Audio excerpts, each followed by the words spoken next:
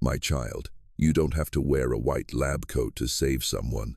As long as you know how to observe and have a loving heart, that's enough. That was the advice that would decide one person's fate. A billionaire is on the brink of death at a luxury resort. The only person who can save him is someone he has just ordered to stay put. But there is a surprise. She will save his life at all costs, even if he never realizes it. The Montaña Verde Resort, where the price of one night is equal to Nina's entire year's salary, is a world of luxury and tranquility. Marble floors glisten under crystal chandeliers, and every staff member is like an invisible ghost, serving guests who are treated like gods. Nina, a 27-year-old black woman with straight black hair, glides through those hallways with her cleaning cart, a part of the scenery that no one truly notices. She lives in her own shyness, doing a cleaning job for people who earn more in 1 hour than she does in a year of hard work. On her uniform chest, a faded silver pin that says nursing school dropout is like a scar, a painful reminder of a failure she can't seem to remove. Room 1247 belonged to Will Smith, a tech mogul whose medical software empire had revolutionized hospitals worldwide. He was here to escape lawsuits, public scrutiny, and a world that had suddenly begun to doubt his judgment. To him, Nina was nothing more than a piece of furniture, useful, silent, and easily forgotten. The power dynamic was clear. He gave orders, she followed. He spoke, she listened. He was important, and she was not. Unbeknownst to Will, Nina carried something more valuable than all his software algorithms, a deep and tragic connection to medicine. Every morning, as she touched the textbook on her cleaning cart, she heard her mother's voice echo, "My love, you don't need a white coat to save a life. You just need eyes that see and a heart that cares." Her mother, a devoted nurse, had passed away due to a misdiagnosis. The doctors had been too complacent, trusting their degrees more than the heartfelt pleas of her family. After the funeral, Nina dropped out of school, burying her dream of becoming a nurse. She believed she would never be smart enough, competent enough, or important enough to be noticed in a world of degrees and white lab coats. Now, she quietly cleaned rooms for people who barely acknowledged her existence, with a sealed trove of medical knowledge and the loving encouragement of a mother who had believed in her more than anyone else. That morning, the quiet of room 1247 was shattered by a chilling discovery. As Nina silently gathered towels, her eyes unintentionally grazed the calf of the sleeping Will Smith. She froze, a cold shiver running down her spine. There was a red rash, with a distinct circular point in the center, looking exactly like the pictures of Lyme disease in her mother's medical textbook. A bullseye rash, an unmistakable sign. Based on its shape and color, Will Smith probably had only a few weeks before the bacteria spread to his heart and brain. Nina's hands trembled as she put down her cleaning supplies. She knew exactly what she had seen, and she also understood what it meant. But how could a cleaner like her voice a medical opinion in a world that only trusted degrees and titles? Suddenly, her mother's voice echoed in her mind. "Sometimes, my love, doing the right thing is more important than being heard." The girl everyone ignored now held the key to saving a life, and time was running out. 3 silent days passed. Nina, with her straight hair swaying gently with each step, still quietly cleaned Will's room every morning. She watched helplessly as subtle changes slowly transformed the man she had tried to warn. His confident stride was now cautious, his sharp eyes were dulled by fatigue, and the hands that once commanded meetings now trembled slightly as he held his coffee cup. It wasn't just the physical changes that caught Nina's trained eye. Will's morning routine, once as precise as a clock, was now erratic. He sat for hours in front of his laptop without typing, staring at the screen with surprising confusion. She found forgotten coffee cups scattered around the room, as if he had lost his bearings. The shy girl who had learned to be invisible now memorized every small detail. The way he rubbed his temples during calls, how he paused mid-sentence to search for words that once flowed easily, and the inspirational business magazines, which lay unread as he drifted into fitful daytime naps. Dr. Carlos Viana arrived on Thursday, his black Mercedes cutting through the mountain mist like a symbol of expensive authority. He was Will's personal physician and a longtime family friend who had been visiting the Garcia family for over a decade. Tall, with salt and pepper hair, and a demeanor that made lesser men step aside, he entered the resort with the confidence of a man whose opinion had never been questioned by anyone of consequence. Nina was in the hallway polishing brass fixtures when she first saw him walk by. His Italian leather shoes tapped on the marble with a rhythm of absolute certainty. She recognized this type of man instantly, the kind of doctor who treated symptoms on paper instead of flesh and blood, people who trusted labs more than intuition. The resort's general manager, Mr. Silva, personally escorted Dr. Viana to Will's room, his usual professional courtesy now tinged with obvious deference. Nina, who had worked at Montaña Verde long enough to recognize subtle signs, understood that a rearrangement of the hierarchy was underway. When someone arrives who is treated with more respect than the guests themselves, everyone's demeanor changes. Nina was quietly organizing cleaning supplies in a closet when she overheard their conversation from the adjacent living room. The door was ajar, and Dr. Viana's authoritative voice carried through clearly. She wasn't trying to eavesdrop, but something in his dismissive tone made her freeze. Her heart began to pound with a familiar dread. "It's just stress, Will." Dr. Viana's voice was filled with the kind of certainty that powerful men use to dismiss uncomfortable truths. A year-long lawsuit would exhaust anyone. The mountain air, the humidity, your body is just adjusting. A few good nights of sleep, maybe some light exercise. But the joint pain, Carlos, and I keep losing my train of thought mid-sentence. Will wondered. "It's all psychosomatic," Dr. Viana replied, his voice reassuring. "The mind is a powerful thing. Your body is just manifesting the stress from the legal issues. I've seen it countless times in high-pressure executives. A week of proper rest will solve it all." Among the hanging clothes, Nina stood motionless.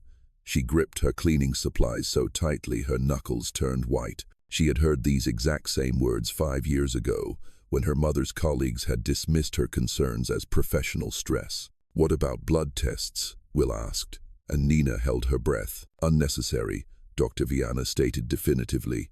"I can diagnose stress without running a battery of expensive tests. Trust me, Will. I've been practicing medicine longer than that cleaning girl has been alive." The unintentional cruelty of that statement was a punch to Nina's gut. Dr. Viana didn't even know she existed, yet he had casually dismissed her from a conversation about the very symptoms she had recognized days ago. Dưới đây là bản dịch của đoạn văn bản đã cung cấp, được diễn đạt bằng tiếng Anh một cách tự nhiên và phù hợp với người bản địa. That evening, after her shift had ended, Nina found Will in the resort's library. He was slumped in a leather armchair, a book resting loosely in his lap. The confident CEO was gone, replaced by a frail man battling an unnamed illness and an unseen enemy. The library, a quiet space she usually retreated to for a break from work-related stress, a place rarely visited by guests after dinner, was now where she found him. Witnessing Will's complete deterioration, her nurturing instincts took over, for the first time overriding her self-preservation instinct since their first encounter. He looked up as she entered, and for the first time, he didn't look through her or past her, but straight at her. The sudden shift stunned Nina so much, she almost dropped her cleaning supplies. "You're Nina, right?" His voice was hoarse, a weariness that sleep couldn't erase. "Nina Dobrev," she replied, surprised that he knew her name, and even more surprised that he used it. For the past 3 years, guests had only ever called her the girl, "Hey you," or simply gestured. "I keep thinking about what you said about the tick." Will shifted in his chair, wincing at a movement that shouldn't have been painful. "You recognized it." Nina's throat went dry. She knew she was stepping into dangerous territory, a place where past and present intertwined. "My mother was a nurse," the shy girl said softly. "She taught me to pay attention to the unusual things. And where is she now?" The question hung in the air. Nina could have evaded it, but the genuine curiosity in Will's eyes made her answer truthfully. She passed away 5 years ago. They misdiagnosed her with pneumonia, but it was actually a rare autoimmune condition. By the time they figured it out, her organs had started to fail. Nina's voice caught as she spoke these words to a stranger. Her doctor said the symptoms were just nurses' hypochondria, that medical professionals always think they're sicker than they are. Will leaned forward, his business instincts recognizing something of value in her quiet honesty. "Is that why you dropped out of nursing school?" The question hit her like a physical blow. She was so used to being ignored that having someone see her, truly see her, was both terrifying and strangely motivating. "I couldn't save her," she whispered. "So what was the point of trying to save anyone else? But you still tried to save me." Nina met his gaze for a moment before looking away. "Some habits are hard to break." Will studied her face with an intensity that made her want to disappear back into her comfortable invisibility. "Your mother sounds like an extraordinary woman," Nina replied, her voice almost inaudible. "She was everything I'm not. She was confident, respected, and trusted. She could walk into any room and people listened. Maybe you're more like her than you think." The words hung between them, as fragile as spun glass. Nina felt something shifting inside her chest, not healing yet, but the possibility of it, the hope that maybe her voice did matter, that maybe her mother's lessons hadn't died with her.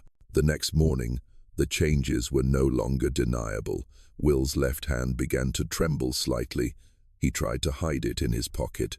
His words would occasionally slur at the end of a sentence, a subtle mispronunciation that anyone not paying attention would have missed. But Nina always paid attention. She had learned from her mother that the devil is in the details, that the line between life and death is often separated by the most seemingly insignificant things. During her morning cleaning, Nina, with her straight hair framing her face, noticed new details painting a troubling picture. Will's handwriting, once sharp and decisive, was now shaky and uncertain. She saw pages of notes with sentences left unfinished mid-thought. His laptop displayed multiple browser tabs open to medical websites, searching for joint pain, memory problems, unexplained fatigue. He was trying to self-diagnose. Nina realized that the man who had dismissed her concerns was now desperately searching for the answers his expensive doctor refused to give. That afternoon, Dr. Viana returned, his confidence unshaken by the symptoms that should have been alarming to any competent physician. Nina lingered in the hallway outside Will's room, strategically placing her cleaning cart so she could overhear their conversation without appearing to eavesdrop. "The tremor is stress-related, Doctor," Viana declared with the authority of a man who had never been wrong. "It's likely a mild anxiety disorder stemming from your legal issues. I can prescribe something for that." "Carlos, I feel like my brain is covered in cotton," Will said. "Yesterday I forgot my own phone number. This isn't stress." "Will, you are a brilliant man, but you are not a doctor. Let's leave the diagnosing to those of us who actually went to medical school. These symptoms are a classic manifestation of executive burnout." The casual cruelty of Dr. Viana's last words sent a chill down Nina's spine. She had heard similar sentiments her whole life, the sharp, cutting phrases that people with degrees used against those without them. But sometimes, a degree can blind you to the truth, and the person without one is the only one who can save a life. "I want a blood test," Will said, his voice more resolute than ever. "If it gives you peace of mind, fine, but I can guarantee we'll find nothing but elevated stress hormones and perhaps a few vitamin deficiencies from your erratic eating habits." Nina heard the disdain in Dr. Viana's voice. It was the same disdain her mother had faced when trying to advocate for her own health. The medical system that was supposed to heal had instead created a hierarchy where being right was less important than having a degree. That evening, after her shift, Nina sat in her small apartment above the staff quarters. The room was sparse, furnished with the bare essentials, but the bookshelf told a different story. Medical textbooks, nursing journals, volumes of clinical studies that most people would find impenetrable. She had been cross-referencing symptoms, comparing timelines, building a case that no one would ever allow her to present. Every piece of evidence pointed to the same conclusion. Will Smith was dying of a preventable illness. If only someone would listen to a person who had no right to speak. Her mother's medical bag, carefully preserved for 5 years, sat on the table. Nina opened it with reverent hands, finding the stethoscope and blood pressure cuff tools that had once been magic in her mother's hands. There was a thermometer, a flashlight, and other basic supplies, all representing what Nina had given up. But that evening, they represented possibility. Sometimes, the truth comes from the most unexpected places. But what happens when pride is stronger than evidence? The anonymous note appeared on Will's bedside table like a materialized whisper. Please test for Lyme disease. The early signs are treatable. Stage 2 can affect the heart and nervous system. Stage 3 can be permanent. A concerned person will read it 3 times. His hand trembled, not from the illness, but from an almost overwhelming dread. The handwriting was careful, feminine. The words were chosen with the precision of someone with medical knowledge. Whoever wrote it knew exactly what they were talking about. But Dr. Viana dismissed it with a laugh that was more derisive than amused. Anonymous medical advice. Will, please. Anyone can look up symptoms on the internet. This is exactly the kind of paranoid thinking that stress creates. You're letting your imagination run away with you. What if they're right? They're not. And even if there were a grain of truth to it, Lyme disease is a country myth, overdiagnosed by rural doctors. The chances of you contracting it at a resort of this caliber are essentially zero, but zero was no longer enough for Will. The tremor in his left hand had spread to his arm. The fog in his brain had thickened, making even simple decisions difficult. Deep in his mind, the calm voice of a cleaning girl still echoed, might be from a tick. Friday morning brought the crisis that changed everything. Nina found him collapsed in the bathroom, conscious but with the left side of his face drooping. The confident CEO, who had dismissed her 3 days earlier, could no longer speak clearly. His words were slurred from a partial paralysis that had crept across his face like a slow storm. Help, he managed to slur out a single word. Nina didn't hesitate. She dialed 911, her voice steady and clear as she gave the symptoms and timeline to the dispatcher. After that, she stayed with him, her small hand gripping his larger one. Her presence was the only anchor in a world that had suddenly turned upside down. It's going to be okay, she told him, her own heart pounding. This is treatable. We caught it in time. Medical personnel arrived with the efficiency of experience, but it was the ER doctor who delivered the confirmation that split Will's world into before and after. Dr. Sara Mendez, young and with keen eyes, saw the now undeniable bullseye rash and ordered an immediate blood test. Lyme disease, she announced an hour later. Her voice was clinical yet gentle. Stage 2, already affecting the facial nerves. But you are lucky. Had it progressed to stage 3, we would have been talking about permanent neurological damage. Will lay on the hospital bed, staring at the ceiling as the antibiotics began their work. Lucky. He was lucky because someone had been paying attention. A person whose concerns he had dismissed without a second thought.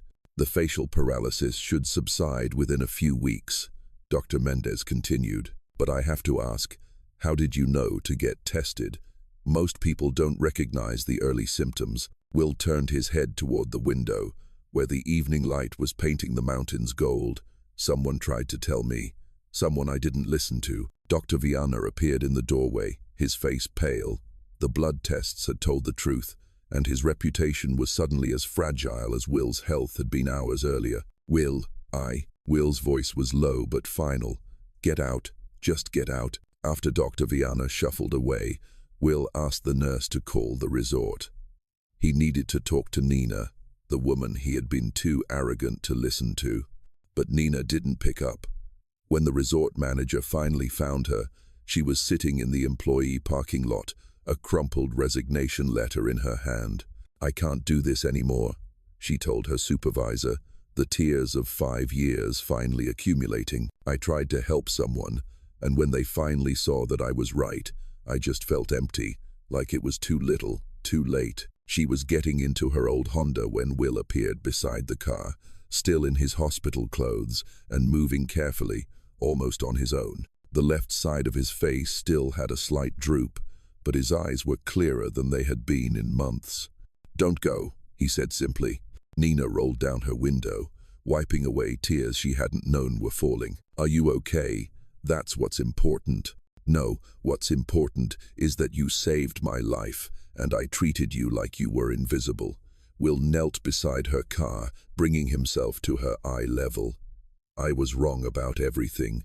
About you, about what's important, about who deserves to be heard." For the first time since her mother's death, Nina felt something stir in her chest.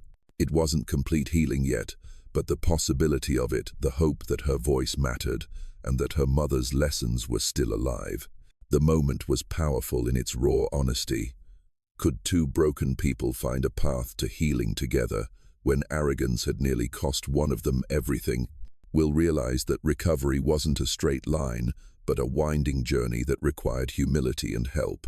The antibiotics were ridding his body of the bacteria, but the true healing was happening in silent moments, in conversations that completely changed his perception of what it meant to be intelligent. Nina didn't quit. She stayed, not as a cleaner, but as something more undefinable, a friend, or simply a person who had earned the right to be heard. Each evening, they met in the resort library. Nina, with her long, straight hair, shared her mother's medical journals. Will shared his vision for making medical technology more accessible to the people who truly needed it. "Your mother was brilliant," Will said one night, looking up from a nursing journal filled with careful notes in the margins. The insights she had about patient observation, the importance of paying attention to subtle changes, it's exactly what we're missing in modern medicine. Nina ran her finger over her mother's handwriting, remembering late nights she spent as a study partner, learning to see patterns where others only saw symptoms. She always said that technology should amplify human judgment, not replace it. What if it could do both? Will leaned forward, the entrepreneur in him recognizing an opportunity. What if we created something that helped doctors listen better? Something that gave weight to the observations of people like you? An idea gradually formed, like a sunrise over the mountains. Will's software company had the technical expertise. Nina had the clinical acuity from years of observation and care. Together, they began to design something unprecedented, a diagnostic tool that democratized medical observation, giving a voice to the voiceless. But first, there was an apology to be made. The confrontation with Dr. Viana took place in Will's lawyer's office, a sterile room where reputations went to die. The older doctor sat across from them, his salt and pepper hair perfectly coiffed, but his confidence was finally shattered. "You almost killed me," Will said bluntly. "Your arrogance, your refusal to consider that someone without your degree might know something you didn't. It nearly cost me my life." "Doctor," Viana shifted uncomfortably in his seat. "Will, you have to understand. You have to understand that this woman," Will gestured toward Nina, who was sitting quietly beside him, "saw what you missed. She knew what you didn't. And you dismissed her because she cleaned rooms instead of examining them." The subsequent lawsuit made headlines, not for the monetary damages, but for a landmark precedent. For the first time, a patient had successfully sued a doctor not for misdiagnosis, but for diagnostic arrogance, for refusing to listen to non-medical observations that proved to be correct. The settlement funded something more important than justice: change. 6 months later, Will stood on a stage at the annual Medical Technology Conference. His face was fully healed, but it bore the marks of a deeper, non-physical recovery. Beside him was Nina, a black woman with long, straight black hair, wearing a simple black dress and radiating the quiet confidence of someone who had finally been heard. "Ladies and gentlemen," Will began. His voice echoed through the packed auditorium. "I want to tell you about the day a cleaner saved my life. His story was a lesson in humility. Will left no detail out, describing his arrogance, his dismissal of Nina's concerns, and the near-fatal cost of his complacency. The audience of doctors, nurses, and healthcare executives listened in absolute silence as he dismantled everything they thought they knew about expertise and authority. We created a medical system that valued credentials over observation, degrees over intuition, and titles over truth, Will continued. And in doing so, we silenced the most important voices in healthcare, the people who spend the most time with patients, who notice the subtle changes, who care enough to pay attention. He turned to Nina, who, with the grace of a person who had found her voice, stepped forward. This is Nina Dobrev. She's not a doctor, but she saw what doctors missed. She's not a nurse, but she understands what nurses know. She's the person we should have been listening to all along. Nina's speech was short but profound.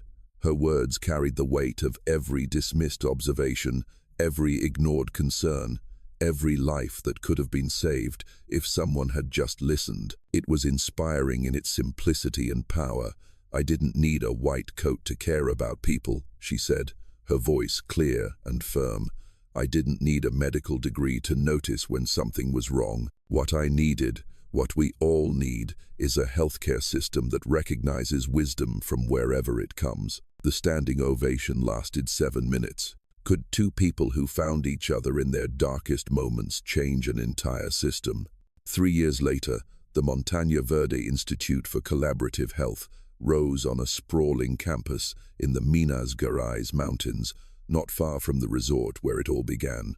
The building's design reflected its mission: glass walls instead of closed doors, circular seating instead of hierarchical arrangements, spaces that encouraged conversation between people who would never have talked in traditional medical settings. Nina walked the halls with the calm stride of a person who had learned to trust her own power. Her long, straight black hair framed her face, and the white coat she wore had no name, badge, or list of degrees. There was only a simple pin that read, Director of Observation, a title Will had created specifically for her role in training healthcare professionals to recognize and value non-clinical observations. It had caused some raised eyebrows in the medical community, but the measurable improvements in early diagnosis rates spoke louder than any degree. The Institute's diagnostic app, powered by Nina's insights and Will's technology, had already prevented dozens of cases like Will's. Cleaners, teachers, family members, anyone who spent significant time with others could enter observations that the system would analyze for patterns that might indicate serious illnesses. Medical professionals still made the final diagnosis, but now they had access to information they had never considered before. Will appeared at her office door, holding a familiar-looking envelope. The Ministry of Health wants to expand the National Lyme Surveillance Program. They're using our model as the foundation. She looked up from her desk, where patient observation reports were spread out like pieces of a puzzle that only she could solve. 8 years ago, she had dropped out of nursing school believing she couldn't save anyone. Now, she was saving people she would never meet, lives that hung in the balance between observation and action. My mother would be proud, Nina said softly. She'd be impressed, Will corrected. You built something she couldn't have imagined. Through the window, they could see the day's first group arriving for the Institute's community education program. Salespeople, hotel staff, teachers, parents, people who had never considered themselves part of the healthcare system, but were learning how to recognize the signs that doctors might miss. Will stood with Nina at the window, watching as a young woman led a group of summer camp counselors through how to identify the symptoms of tick-borne illnesses. Do you ever wonder what would have happened if you hadn't spoken up that day? Nina considered the question, recalling the shy, scared girl who had trembled while trying to warn a man who wouldn't listen. I think about all the times I didn't speak up, she said finally. All the observations I kept to myself because I thought they didn't matter. And now I know that every voice matters, every observation, every person who cares enough to pay attention. She turned from the window to face him, and Will saw in her eyes the woman who had emerged from the shadow of tragedy. "We're not just changing how medicine works, Will. We're changing who practices it." The afternoon brought their weekly case review, where medical experts and community observers analyzed diagnostic challenges together. Nina watched as an ER nurse reported a janitor's observations on a patient's behavioral patterns, while a renowned cardiologist asked a patient's daughter about subtle changes she had noticed at home. The transformation was astounding. This was the revolution they had started. Not dramatic or loud, but profound and lasting. A healthcare system that listened as carefully as it looked, that valued caring as much as it did knowledge. One that understood that sometimes the person with no medical training at all could be the one who saves a life. As the sun set over the mountains, Nina and Will walked the same forest trails where ticks had once threatened and observation had triumphed. "Thank you," he said softly. The words had become a ritual between them. "For what?" Nina asked, even though she knew the answer. "For seeing me when I couldn't see you," Will replied. "For saving my life when I couldn't save my pride. For showing me that the most important thing about intelligence isn't what you know, but caring enough to recognize what you don't." They stopped at a clearing where the institute was building its next expansion, a training center for healthcare professionals who wanted to learn the art of listening to voices they had never heard before. The foundation had been laid, but the true structure would be built from changed minds and open hearts. Nina smiled, feeling her mother's presence in the evening breeze. "Some lessons are worth learning the hard way." "Yeah," Will agreed.